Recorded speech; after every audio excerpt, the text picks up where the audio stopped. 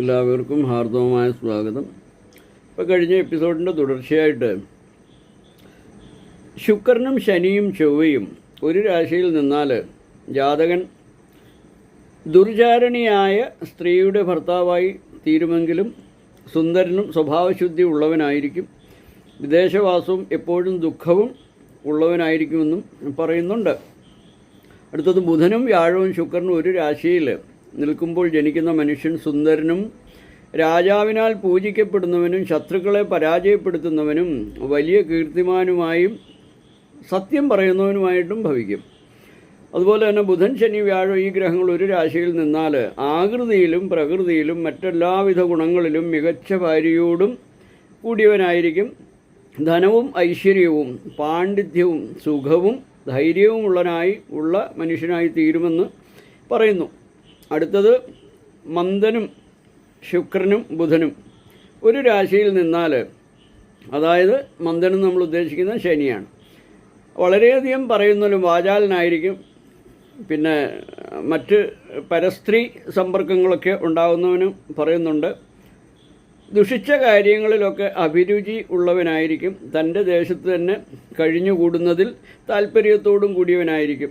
കലകളിൽ അഭിഞ്ചനായിരിക്കും എന്ന് പറയുന്നുണ്ട്. അഭിഞ്ചനാവും, അതായത് അതിൽ കുറച്ച് കാര്യങ്ങൾ അറിവുണ്ടായിരിക്കും. അപ്പം അടുത്തത് ശനി വ്യാഴം ശുക്രൻ ഈ ഗ്രഹങ്ങൾ ഒരേ രാശിയിൽ നിൽക്കെ ജനിക്കുന്ന മനുഷ്യൻ നീചവംശത്തിൽ ജനിച്ചാൽ തന്നെയും ദിഗന്ത വിശ്രാന്ത കീർത്തിമാനായ രാജാവായിരിക്കുമെന്ന് പറഞ്ഞുകൊള്ളണം. അത് നല്ലൊരു ഭാവമാണ്. ശനിയും വ്യാഴം ശുക്രൻ ഈ മൂന്ന് ഗ്രഹങ്ങൾ ഒരുമിച്ച് നിന്നാൽ നല്ല ഫലമാണ് പറയുന്നത്. അതുപോലെ തന്നെ മിക്കവാറും പാപന്മാരോട് ചേർന്ന് നിൽക്കുന്ന ചന്ദ്രൻ മാതാവിൻ്റെയും അപ്രകാരം നിൽക്കുന്ന ആദിത്യൻ പിതാവിൻ്റെയും നാശത്തിനിടയാക്കുമെന്ന് പറയേണ്ടതാണ്. അതുപോലെ സൂര്യചന്ദ്രന്മാർക്ക് ശുഭഗ്രഹങ്ങളുടെ യോഗമൊക്കെ ഉണ്ടായിരുന്നാലും മാതാപിതാക്കന്മാർക്ക് ആരോഗ്യത്തെയും ദീർഘായുസിനെയും ഒക്കെ പറയാം. ആദിത്യ ചന്ദ്രന്മാരിരുവരും ശുഭന്മാരായ ഗ്രഹങ്ങളോട് ചേർന്ന് നിന്നാൽ ഗുണദോഷമിശ്രിതമായ ഫലാനുഭവത്തെ പറയുന്നുണ്ട്.